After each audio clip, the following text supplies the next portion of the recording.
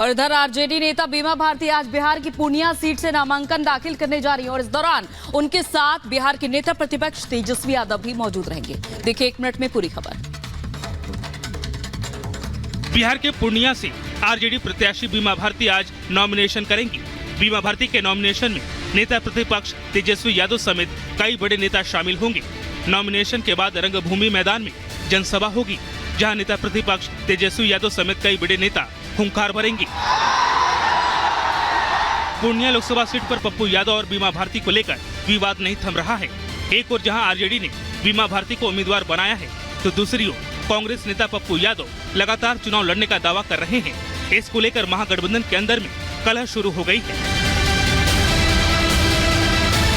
बीमा भारती को इस बात का अंदाजा है कि पूर्णिया लोकसभा क्षेत्र में पप्पू यादव की अपनी अलग पहचान है।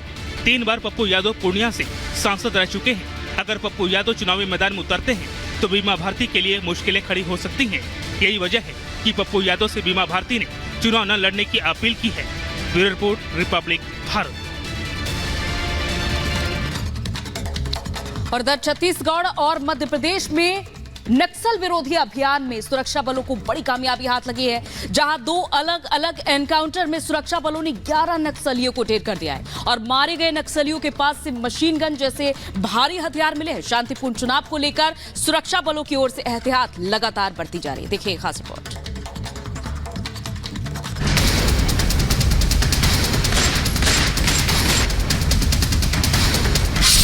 छत्तीसगढ़ में लगातार नक्सलियों के पैर उखड़ रहे हैं। नक्सल मोर्चे पर जवानों को एक के बाद एक बड़ी कामयाबी मिल रही है। जवान नक्सलियों की मांग में घुसकर टक्कर ले रहे हैं। बस्तर में पड़ रही भीषण गर्मी के बीच जवान डटे हुए हैं और नक्सलियों से लोहा ले रहे हैं। बस्तर की मनमोहक और खूबसूरत प्राकृतिक वादियों से लाल आतंक के साए को खत्म करने के लिए बस्तर में जवान मोर्चा संभाले हुए हैं। छत्तीसगढ़ और मध्य प्रदेश में नक्सल विरोधी अभियान में सुरक्षा बलों को बड़ी कामयाबी मिली है। 2 अलग अलग एनकाउंटर में सुरक्षा बलों ने 11 नक्सलियों को ढेर कर दिया। बस्तर में 10 नक्सली मारे गए हैं, जबकि बालाघाट में 42 लाख के 2 इनामी ढेर हो गए। सुरक्षा बलों और नक्सलियों के बीच में सुबह करीब 6 बजे मुठभेड़ हुई। मुठभेड़ में सुरक्षा बलों के जवानों ने एक महिला नक्सली समेत 10 नक्सलियों को मार गिराया। गोलीबारी रुकने के बाद मौके से मारे गए नक्सलियों के शव समेत एक LMG ऑटोमेटिक हथियार, एक 303 राइफल, एक 12 बोर की बंदूक, बड़ी संख्या में BGL लॉन्चर और अन्य हथियार तथा विस्फोटक पदार्थ बरामद किए गए। मुठभेड़ में कई नक्सलियों के घायल होने की संभावना है।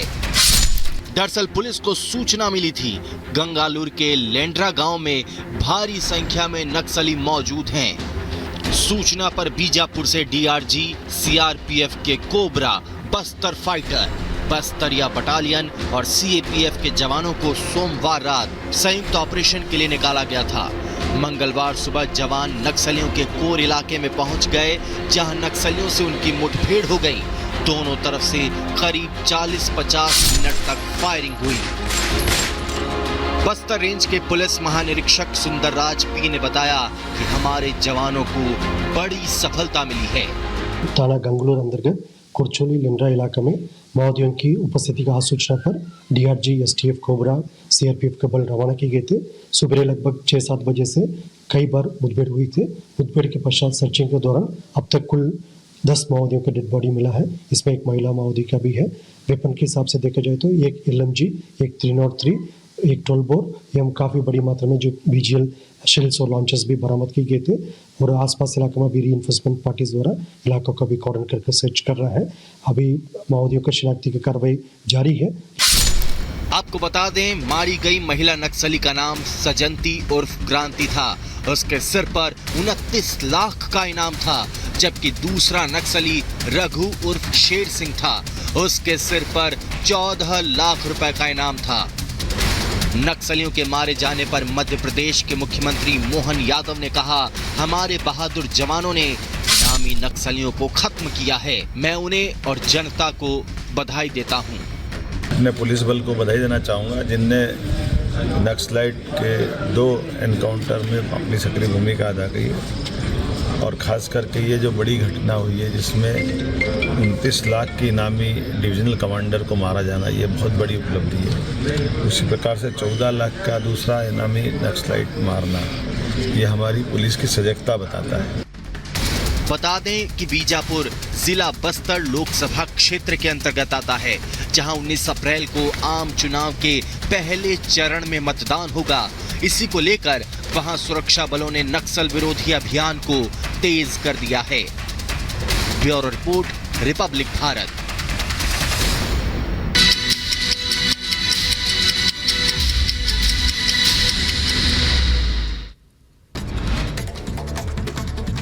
जम्मू कश्मीर के कठुआ में पुलिस और गैंगस्टर के बीच मुठभेड़। जीएमसी परिसर में पुलिस टीम पर बदमाशों ने अंधाधुंध फायरिंग की। जवाबी कार्रवाई में पुलिस ने एक बदमाश को मार गिराया। पुलिस और गैंगस्टर्स के बीच गोलीबारी में एक पुलिसकर्मी गोली लगने से घायल हुआ। अस्पताल में चल रहा है इलाज। हत्या के आरोपी गैंगस्टर को पकड़ने के लिए गढ़वा थाना पुलिस की टीम कठुआ गई थी। कठुआ के सरकारी मेडिकल कॉलेज में मंगलवार रात करीब 10:30 बजे गोलीबारी की घटना हुई। वारदात के बाद अन्य बदमाश मौके से फरार हुए। बदमाशों की तलाश में पूरे इलाके की घेराबंदी कर वाहनों की तलाश जारी है। छत्तीसगढ़ के बीजापुर में नक्सलियों और सुरक्षा बलों के बीच मुठभेड़। एक महिला समेत 10 नक्सलियों की मौत। नक्सलियों से भारी मात्रा में हथियार बरामद। मध्य प्रदेश के बालाघाट में नक्सलियों पर बोले आईजी, पहली बार हमने बालाघाट में ग्रेनेड लॉन्चर बरामद किया है और सीएम मोहन ने टेररिस्ट एलिमेंट्स के खिलाफ कड़ी कार्रवाई के निर्देश दिए हैं। एनकाउंटर पर बोले सीएम मोहन यादव। 2 इनामी नक्सलियों के मारे जाने पर जवानों को बधाई दी। कार्रवाई एमपी पुलिस की सजगता को दिखता है और नक्सलियों को पनपने नहीं देंगे।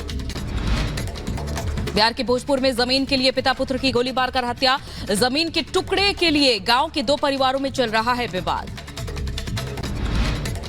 बिहार के भोजपुर में पिता पुत्र की हत्या करने वाले आरोपियों और पुलिस के बीच मुठभेड़ हुई। 2 बदमाशों को गोली लगी, पुलिस ने गिरफ्तार किया। हरियाणा के पलवल में बुजुर्ग महिला की पीट कर हत्या। भैंस को बांधने की बात पर हुई कहासुनी पर पड़ोसी युवक ने की हत्या। पुलिस आरोपी की तलाश में जुटी। यूपी के लखीमपुर खीरी में करीब 1 दर्जन घरों में लगी भीषण आग। कड़ी मशक्कत के बाद आग पर काबू पाया गया। आग लगने की वजह अभी साफ नहीं। यूपी के बहराइच में गेहूं के खेत में लगी भीषण आग। आग की वजह से सारी फसल जलकर राख हुई। लोगों की सूझबूझ से आग को बुझाया गया। बिहार के मुजफ्फरपुर में भीषण अग्निकांड। एक मासूम की झुलसकर मौत हुई।